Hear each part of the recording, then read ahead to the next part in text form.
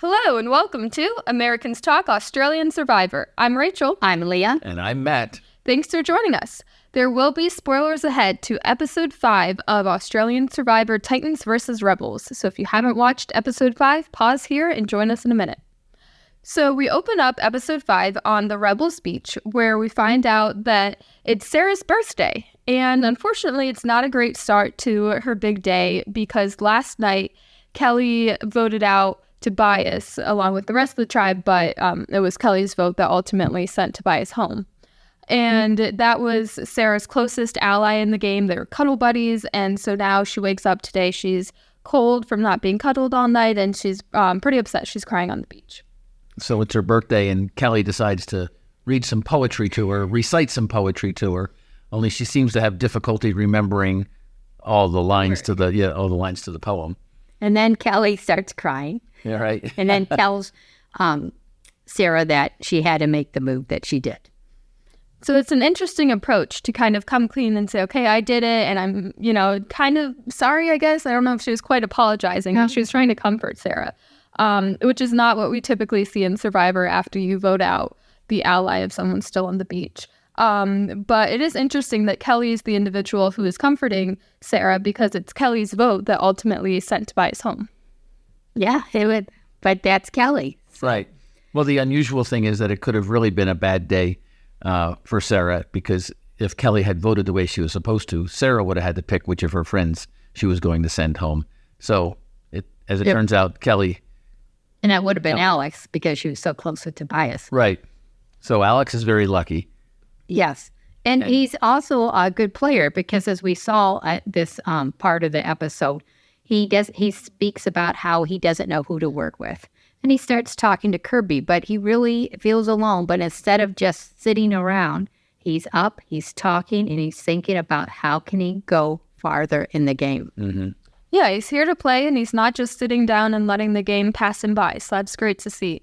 It is very interesting, though, that Sarah and Alex were a core 4 of the cuddle crew, along with Peta and Tobias. And after the other 2 members of the crew were voted out, they don't seem to really be talking to each other. We haven't seen them mention each other as allies. They're both saying that they're alone and don't have anyone to work with. So it's interesting that they don't just continue to work together. Right. They must have been in the alliance as friends of friends, not necessarily friends of each other. Correct. Yes. And then sorry, go ahead. It definitely seemed like Alex was closer to Peta and Sarah was closer to Tobias. So yeah, it sounds like maybe they were just brought together by chance more so than a genuine alliance. So to break up that alliance, it may have been good that they were voted out in that order. Correct. Yes. Yeah, and it really did split up the alliance. Right, which was the goal. Mm-hmm. And now we can see Alex and Sarah both play individual games a little bit differently. Mm-hmm. But what a position to be in. Not a good one. Yeah, bad start to the birthday. Yes. So then we go to the Titans, and we see that Jaden and Nathan, they don't believe in the treasure chest. So on the last episode, we saw Ferris find a treasure chest. He found a key that came with a reward. He opened his box, and he found both an idol as well as a key to the treasure chest on the Titans tribe. So when he was at the challenge with the Titans, he called out, hey, has anyone found the treasure chest? Has anyone opened it? And then when he played with Mark specifically, he said, hey, you really have to find that treasure chest. So Jaden and Nathan are like, oh, he's just trying to mess with us. There's no chest, which is an interesting idea because would someone really be that creative to mess with them? Is it worth kind of messing with the opposite team to think that there's an idol on the camp? Just to throw in a red herring, I think so. Why not? So it seems like an interesting idea to just say that to the other team. They could have all done it together. Let's just say that and just throw them into a little bit of a tizzy. But what I was thinking is if Ferris had that opportunity to give Mark the key when they were in the water together, they purposely had a challenge where people would be next to one-on-one next to another, next to an opposite, sorry, from the other team, and he didn't give Mark the key. It seemed like the perfect opportunity. I know he's waiting for the right time, but how long do you wait? Well, I was thinking maybe because they were in water. Mm-hmm. He could have dropped the key. Sure. Who knows if Mark has a place to put the key. Right. That's what I was thinking. It just wasn't a good opportunity to transfer the key. Sure. I was actually thinking the water would be a perfect place because you just kind of say, in a quiet tone, I'm handing you a key, you hand it underwater, no one sees the actual exchange of hands. So while you're out there waiting for the game, for your challenge to begin, but if you don't have swim trunks with a pocket, I guess that's the first question. But it floats away. Hey, Mark, do you have a pocket? Yeah. But Mark seems to have taken this advice from Ferris, and he believes it. So he is talking about how he thinks that there is a treasure chest, he's wanting to work with it, and he wants to pull in his alliance.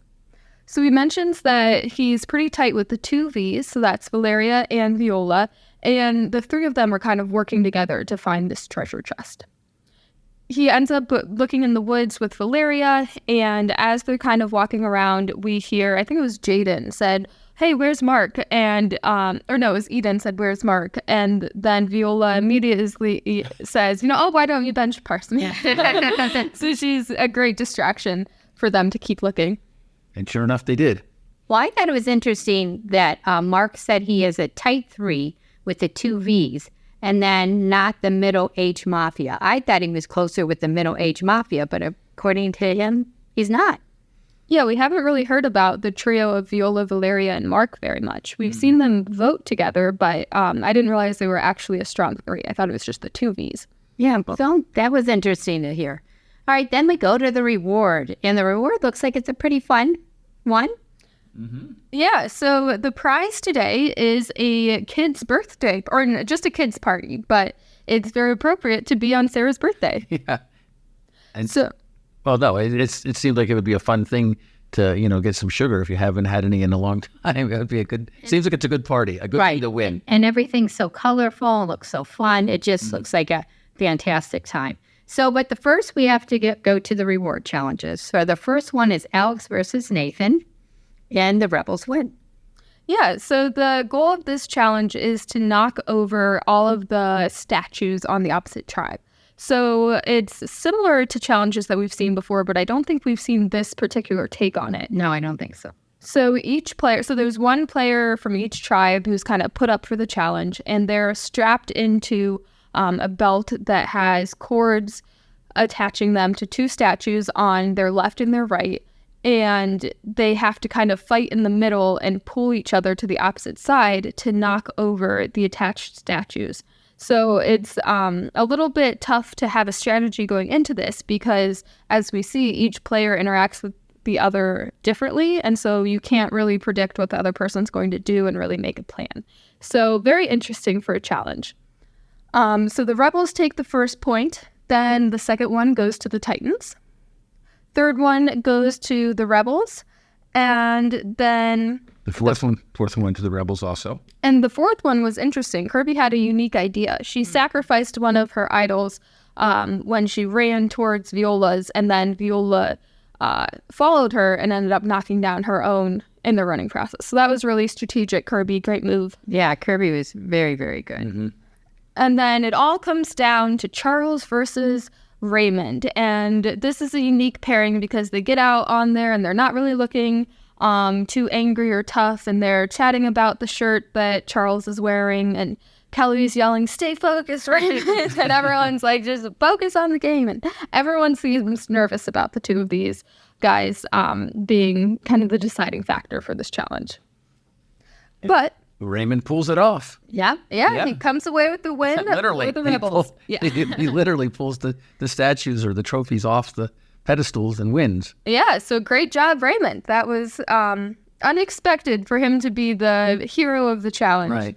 So the Rebels get to go to the kids' party. And this is perfect for Sarah's birthday. Right. So I just want to say one thing about this challenge. To me, I may have said this in previous episodes, that the challenge like this, I feel like they should have everybody have to participate, because really only 5 people participated, and it wasn't really the whole team participating. So it just seems to me that they should just do the best of 10 or however many one-on-one challenges there are, if it's a challenge like Yeah, this. I see what you're saying. Yeah. Well, they seem to be saving the teams for the tribes for immunity. Right. I understand. But I'm just, Yeah, who knows? But we have seen a lot of this one-on-one, two-on-two kind of putting up a player a lot this season, more so than we typically see. So that is interesting. Right. Well, with my game, that you have to think ahead of who you're going to have, not just the first one, but then you have to consider all the way down the line, because at the end you have to come up with somebody who's compatible, Yeah, that makes sense. It would be a real like chess game to figure that out. Yeah. So Jonathan, if you're listening, that's our suggestion for next season. Make these a little bit longer. All right, so it's very fun. Like I said before, it's Sarah's birthday. They win the reward. Everyone's happy.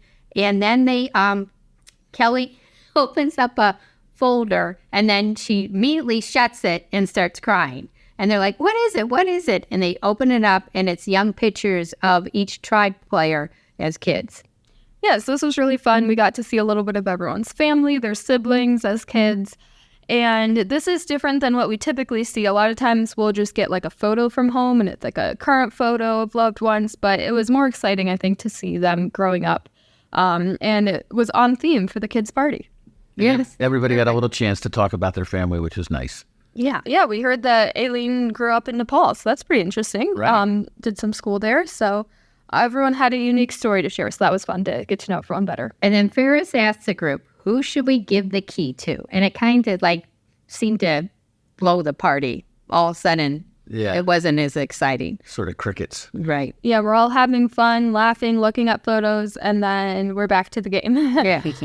So Ferris, as we said, he has this key that he has to give to someone. Everyone on the tribe knows, so he can't just kind of go ahead and give it without everyone finding out. But no one really has a great idea. And then they go to little sound bites, and they talk to Kirby, and Kirby says she really likes Ferris, but she sees him as a very dangerous player. Yeah, so Kirby's seeing Ferris has the key. He is being strategic. He played an idol last night. So she's seeing all this and saying, like, okay, he's actually a really big threat. We have to keep an eye on him. And meanwhile, Ferris seems to really like Kirby, right? I mean, they both have mutual respect for each other. Mm-hmm. Right. Which is great to see in private players. Mm-hmm. Right. Mm-hmm. So they're dangerous if they were to team up. Right. But they know that they can't be together for long. That's what it seems like. I think they both want to be the strategic leaders, and they can't do that together. They'll be butting heads too much. Right. Although it would be interesting to see them team up.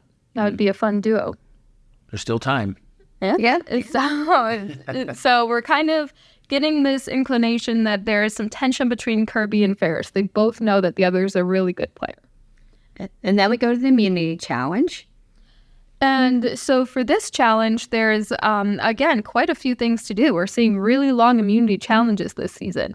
So the players start by having one individual chop through a giant block of wood with a machete, and then they release a bunch of puzzle pieces that are also going to be ladder pieces for various things. They have to use the ladder to climb up a giant incline, and on the incline, they have to then turn around and pick up the pieces and send them up the ladder. It just sounds really scary and difficult to balance. Awkward, yes, for sure.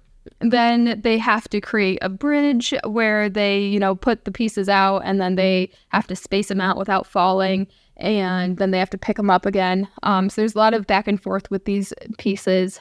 Then eventually they make a puzzle with these pieces hanging up, and then finally they have to knock the entire puzzle down with coconuts. So a lot happening this challenge, a lot to keep track of.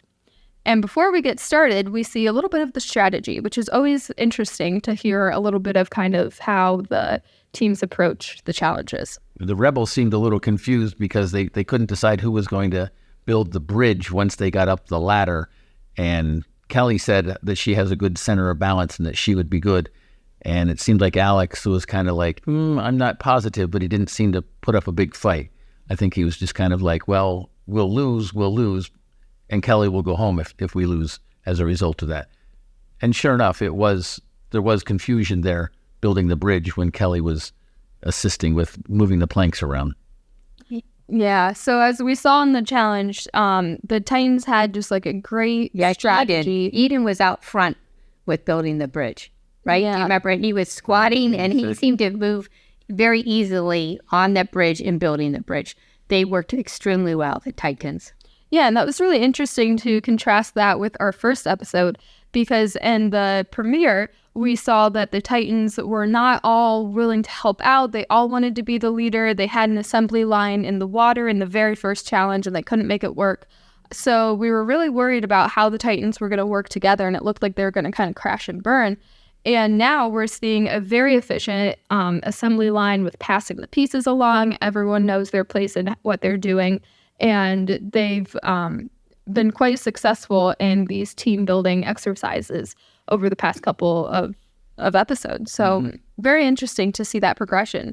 Meanwhile, on the Rebels side, as we mentioned, Kelly is just not really able to, at least from the editing, it looks like it's mostly on Kelly, that she's not able to space out the pieces. She's carrying the pieces, but not able to move as fast with them. And throughout the entire challenge, we hear Garrick saying that she's not doing a good job. Right. And I understand Garrick's frustration because it must have been very, in the heat of the moment, must have been very frustrating. But in a way, I feel it was kind of mean. Yeah, I think there is, you can say it once, but he said it like 5 times throughout different points in the challenge. He just kept bringing it up. And we have no idea how many times he really said it. He could have said it 50 times, right? And they just used 5 of them. But yeah, he is kind of being mean. But it seems like a lot of people were being mean to Kelly. Yeah. Yeah, he definitely wasn't the only one who disliked her. He was just the most vocal. And that's really interesting because we'll typically see in Survivor that the older players team up together and make an alliance. Everyone kind of gravitates towards their age group. And it feels like Garrick and Kelly are 2 of the older players on the Rebels tribe. And it seems that Garrick is really not getting along with Kelly this episode. Another thing is it always seems like the Australian Survivor players are much kinder. They don't seem to say nasty things about each other. As a matter of fact, they always seem to be very supportive of each other. So this is the first season that I can think of that they're really not as supportive as other seasons. Yeah. Well, Kelly is. Kelly is, yeah. The other people aren't. No well, one else everyone's still nice. I mean, think about Alex and Kelly talking at the tribal. They still weren't, Americans, they would have been saying nasty things about each other, but they weren't. So anyway, I want to say a shout out to Nathan because, boy, did he do a really nice job at the end. When all the puzzle pieces were up, he was throwing coconuts at the puzzle, trying to knock each individual board down. And wow, it looked like he did an excellent job. Yeah, he was throwing the nuts and he did a great job. Yeah, it was like baseballs. Right, right. Like pitching it in there. It looked like a difficult puzzle to knock down because the pieces were hanging by the top. So you had to hit the piece at the bottom and kind of mess with the balance and the gravity and all that. So it looked challenging, but he did a great job. And the Titans won.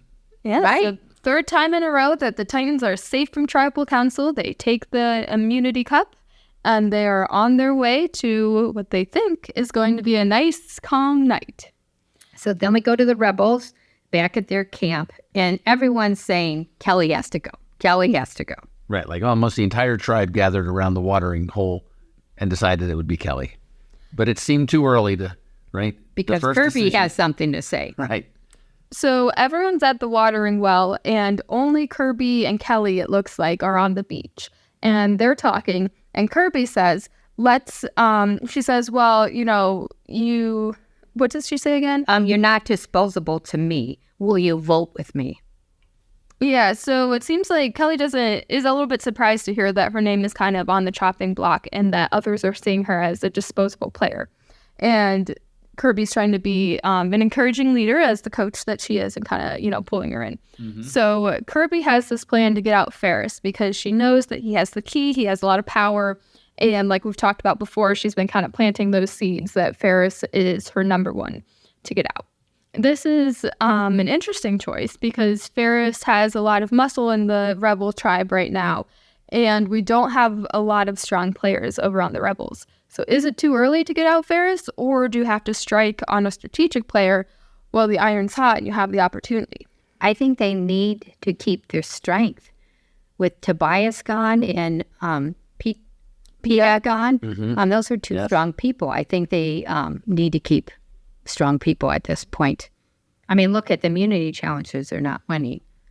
But I thought it was interesting. So then Kirby's talking to everyone saying we have to get out Ferris, and including Alex. She tells Alex. And then Alex goes to Ferris and Garrick and immediately tells them, well, not immediately, but does tell them, hey, she's gunning for you, Ferris. And we even see Kirby sees Alex talking to the guys, and she puts her finger over her lips and she tells him to be quiet. And don't say anything. Be silent. And then he said it. Right. So Alex has a unique point. He's saying that he's kind of open to work with whoever, so he has this information. So why not get in with the stronger guys who he must want to work with? So he's decided that he'd rather go with Garrick and Ferris over what Kirby is trying to plan. So he announces to Ferris the plan, and then Ferris, it seems like, is pretty hurt by hearing his name. Yeah, he seemed to be genuinely surprised that Kirby would be after him. He seemed to really like Kirby, respects her, and he was just surprised that she would throw out his name. Speechless, he was. Yeah, and he really did look sad. Mm-hmm. So He did indeed. And he's in a tough position because he just played his idol last night. So the odds of him finding another idol and playing it correctly and everything. So he's probably kicking himself for not being able to save the idol for when he needed it tonight. Mm-hmm. I think last night I would have played it. Yeah, I think probably. Yeah. But in hindsight, he's probably upset. Right. Sure. So Ferris says, okay, so this is the situation now. Let's target Kirby. And in doing that, he and Garrick decide that they're going to go after Rihanna. So Rihanna is Kirby's number one in the game. And so they're saying if we take out the number one, we destabilize Kirby and kind of lessen that alliance. But I'm not convinced with the number of votes. They said they needed 6 votes, and there was a lot of wishy-washy votes in there. Yeah, I think Kirby had more votes than Ferris. Right, in his alliance versus her alliance, yeah. But it's very interesting that all of a sudden Kelly's off the chopping block. Oh, yes. Right. The entire challenge, we thought that she was absolutely the next to go home. And a couple hours after the challenge, no one's even said her name after that initial decision. Yeah. And Alex and Sarah must have been very happy, too, because they probably thought, well, we're the next two to go home also. Well, yeah. And rightfully so. That seems like a logical thing, yeah. Well, that's what's so fun about Survivor. It's so fluid. You never know what's going to happen. Right. It's just crazy. So it's just wonderful. Right. So, you're centimeters away from getting voted off, and the next day you're a hero.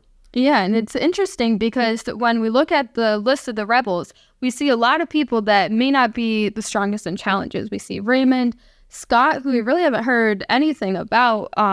We haven't seen him performing exceptionally well in challenges, and we haven't really seen him as a strategic player right now.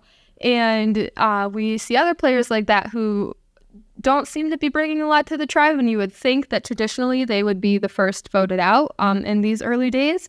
And so it's kind of funny that we're seeing Ferris and Kirby, two of our strongest rebels, on the chopping block tonight. Yeah, I would agree with you, two of the strongest players. Kirby is so athletic and smart with her the way, remember how she caught the ball? She's just a very, very smart person. Not only does she have strength, she's smart. And the challenge this time, she pulled the statue off the pedestal. Yeah, so you don't want to lose her. Right. And Ferris looks like he's pretty strong. So, well, anyway, they go to tribal council. And wow, there's a twist tonight. Yeah, so we hear a couple lines from Jonathan and the tribe about who they're going to vote off, and it's pretty superficial. And before we get too deep, Jonathan stops and says, well, it's not going to be a regular tribal council. Whoa, wow, Yes. what's going to happen? Our first big twist of the season. So whoever they vote for is going to go to the other team. And sabotage. Right. Sabotage the immunity challenge so that the Titans lose. And then if they lose, then the person can come back to the rebel team. If they are unable to stand up to their challenge, then they stay over at the Titans, and who knows what happens to them. And the rebels, not only do they lose that player, but they also have to vote someone out. They'll return to tribal council for losing the immunity challenge, So so the saboteur doesn't have to go to immunity. No. Either way, whether they're successful or not, they'll be safe tomorrow night. So this is a different twist than what we've seen before. So it's kind of exciting. We've seen people go over to opposite teams for good, sometimes for a limited period. But they actually have something that they need to accomplish in order to make it back to their original tribe. And they may choose not to fulfill the challenge. They may help the Titans win and decide to stay with the Titans. Right. So a lot of possibilities. And so right off the bat, I think we're all sitting at home saying to ourselves, well, there's one person on the Rebels tribe who really didn't help with the challenge. So if we're going to send someone to sabotage the Titans in a challenge, it'd probably be Kelly. And a lot of the players are agreeing. Yeah, especially Kirby. Kirby's like, she has to go. And then, I can't remember, did Ferris nominate himself or someone He was else? just there with a big smile, and Kelly kept saying he needs to yes, go. it was Smiling Kelly. Prince. Yes. No, assassin. Smiling assassin. Yeah. Yes. And she kept saying he should go. And Kirby's like getting very nervous. Say, someone's got to stop her. No, Kelly. Calm down. It should be you. And so Kelly doesn't want to go. Ferris looks like he does want to go. Right. He does. He's not saying no. He's not saying don't send me. But again, it's Ferris who's the center of this tribe all the time, right? I mean, He's pulling all the strings. right. He really seems to be. And he wants to go to the Titans tribe for good reason. He has the key in his pocket to open up what we can only guess will be another immunity idol on the Titans tribe. So, of course, he wants to run over there as fast as he can and grab that idol and maybe make some alliances on that tribe. Sure. Could you imagine? He goes over there, he opens it up, puts the immunity, he puts the immunity idol on, and then they all say, well, we're just going to vote him off. Let's go to tribal. And then he's not even there. Yeah. That would really be a twist on their team. Although I think Ferris is so strategic, he may have gone over and kind of used the treasure chest key to make a good alliance and then help them win the challenge and really integrated himself with the Titans because he knows that he's on the chopping block at the Rebels. And I could see him going over with Nathan and Jaden and really having a strong alliance over there. Well, he mentioned this could be a huge advantage. Don't look at it as a disadvantage if you're sent to the Titans. Think of it as an advantage. So he was probably thinking that way. Yeah, whoever goes over is going to get a lot of face time with the Titans, and they're going to get to know each other. So everyone else, other than Kelly and Ferris, are really pushing for Kelly to go over. They said she's the perfect person for the job. She'll keep them awake all night. She'll, be great for it. So there is a little bit of back and forth, but at the end of the day, it seems pretty clear that everyone's voting for Kelly. And so they do the vote, and Kelly is chosen. Yeah, so what was funny with Raymond yelled very loudly when he made his vote. What he said. You'll be perfect Yeah. for the assignment. Or... I was not sure why everyone else was whispering. But Kelly will do great. So that's nice that she has the vote of support of her good friend Raymond. And then Kelly stands up and she says, oh, what's the assignment again? I keep them up all night. And we think that she was joking, but who knows? The funniest part of the episode, I think, right there. Hard to say if she forgot the challenge or if she does think that she's Which makes you think, that is they've always been worried about her talking too much. And then they just sent her. She could spill the beans about everything on that tribe. I figure she will in the first, within the first 10 minutes of the next episode, who knows how quickly. But she'll have described what her mission is. Probably. Right. And they'll know that either they want to lose and they'll think they'll be able to vote her out, or who knows what she'll tell them. Right. But it is funny. So then the next scene is Kelly walking into the Titans tribe. They're all sleeping. And she starts yelling, surprise, surprise, surprise. A very harsh way to be woken up. Right. And it looks like she fell on one of them. She's climbing into bed. Yeah. So she made quite an entrance. Yeah. So she's already achieving her alleged goal of keeping everyone up all night. Yes. And who was the gentleman that she was attracted to when they were out on the Oh, Nathan. Yes. Nathan, yeah. Yeah, someone even said, well, if you go over, you can sleep next to Nathan. Yeah. That's probably what she was looking for, waking everybody up. Hi, Nathan. Where's Nathan sleeping? Yeah. So it looks like it's going to be very interesting tomorrow night. In the preview, we see Kelly talking at night saying, I think she said, I think I'm doing a really great job of keeping my cover. And then the next scene is Eden at night also saying that his sensors are going up. So it looks like there's going to be something happening very early in tomorrow's episode. And Kelly said, well, maybe I like it over here. Maybe I want to stay over here, right? Didn't she say something like that in the preview? That's part of the deal with sending her over. She might stay. Yeah. She might want to. So another great episode, a great twist to the game. And let's, write in and let us know if you would have sent Kelly, if you would have wanted to go and make allies if you were on the Rebels tribe, or if you would have said, I'll take a backseat and I'll stay with my Rebel tribe tonight. Let us know, and we're looking forward to seeing you for the next episode. In the meantime, follow us on Instagram at ATA Survivor and TikTok on the same name. And you can email us at ataustraliansurvivor@gmail.com or call us and leave a voicemail at 475-4podcast and let us know who you would have sent to the Titans tribe. Thanks for joining us, and we'll see you tomorrow. Bye.